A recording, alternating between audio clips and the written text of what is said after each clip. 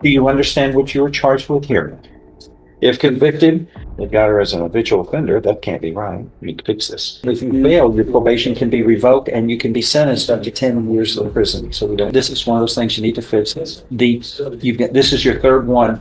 How are we doing with the alcohol issue? Do you have The warnings you just heard, they aren't just courtroom formalities. For Kane Chanel Lewis, this is the absolute end of the line. But how does someone find themselves facing a decade behind bars for one mistake? On paper, this looks like a standard felony arraignment, but the reality is much heavier. Kane stands accused of her third DWI, a pattern that has the judge labeling her a habitual offender. With a 10-year prison sentence and a $10,000 fine on the table, the stakes couldn't be higher. Why is her voice so soft as she faces these massive charges? And more importantly, can someone with a decade-long pattern truly fix the alcohol issue the judge is so worried about? If you want to see how the legal system balances punishment with the chance for recovery, hit subscribe for more real courtroom insights. Let's see how this day in court unfolded. Kaylin Lewis? And yes, yeah. Thank you. 26 CR 300 is now called. You were Kaylin Chanel Lewis, present with your attorney, Mr. Dusler, and the state's attorney. Does the defendant waive a formal reading of this indictment and the arraignment here? Can we proceed in summary? Yes, sir. In summary, paragraph 1 of this indictment alleges that on or about February 16th, 2025, in Jefferson County, Texas, you committed the offense of operating a motor vehicle in a public place while intoxicated. Paragraph 2 goes on to allege, though, that you have been convicted of at least two prior DWI, driving while intoxicated, offenses. One on August 18th, 2015, out of the County Court at Law 2 of Jefferson County, Texas, and another August 27th, 2021, in the County Court at Law number 3 of Jefferson County, Texas. Paragraphs 1 and 2 constitute a third-degree felony. 2 or more prior DWI convictions, and you commit a third one, it becomes a felony. Do you understand what you were charged with here? If convicted, they got her as an habitual offender. That can't be right. You need to fix this.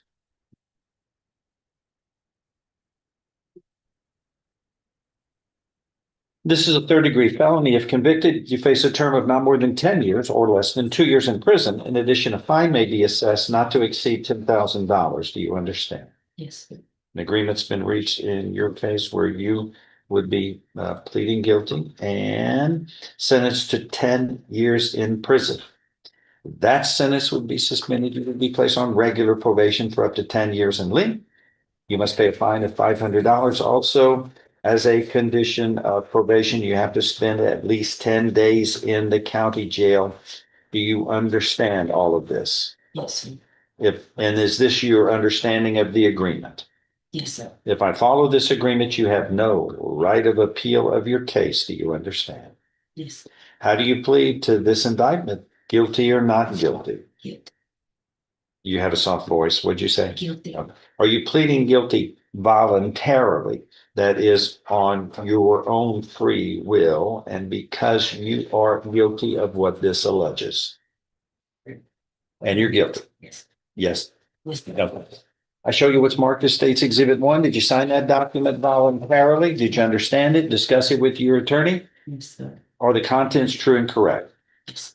State's Exhibit 1 is tendered into evidence. No objection. Without objection, admitted. Among other things, this states you are mentally competent to enter your guilty plea. It's freely and voluntarily made. You know what you've been charged with. The indictment's been read to you. You've read it. You were guilty of the crime charged in any lesser included offenses. You're giving up your rights to a jury trial and the rights to the appearance, confrontation, cross-examination of witnesses. Totally satisfied with the representation provided by your lawyer. All of this is true as state, so help you God.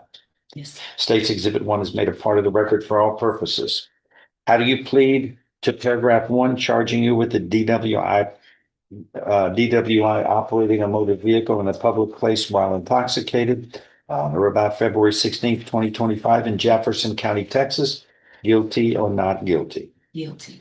And paragraph 2, which alleges those prior convictions of DWIs in 2015 and 2021 out of County Courts of Law of Jefferson County, Texas. Are those allegations true and correct as they are alleged? Yes, sir. And are you pleading true and correct to that voluntarily and because it is true?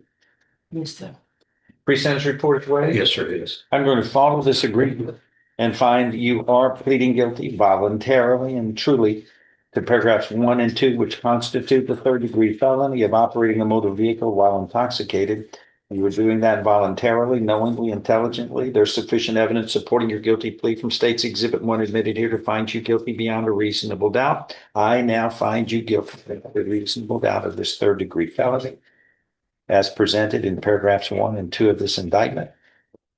Following this agreement, you were hereby sentenced to confinement in the institutional division of the Texas Department of Criminal Justice to serve a term of 10 years. That sentence of confinement shall be suspended. You were placed on regular probation for 10 years. It will be shortened if you do well on probation. You must pay a fine of $500. And also, as a condition of probation, you must serve at least 10 days in the county jail. So you will serve 10 days in the county jail on weekends. And I believe the parties have agreed this will begin on May 8th. Is that a Friday? Yes, sir, it's Friday of next week. And you will report each Friday thereafter on or before 6:00 p.m. They release you at 6:00 on Sunday. You get 2 days credit, so you're going to have to do 5 weekends in consecutive fashion.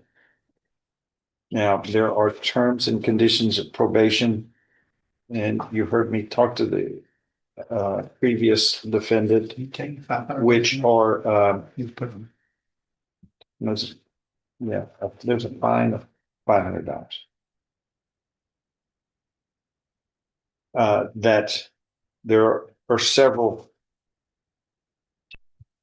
36 conditions which you must follow, but most of these conditions are conditions we all have to follow. There are certain specific ones that are particular for this type of offense.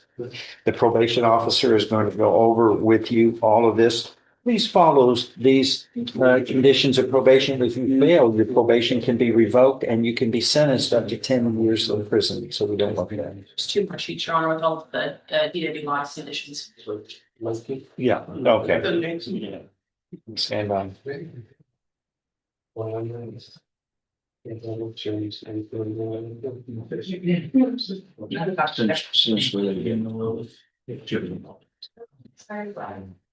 Here's this. Thank you. Thank you, Judge. Do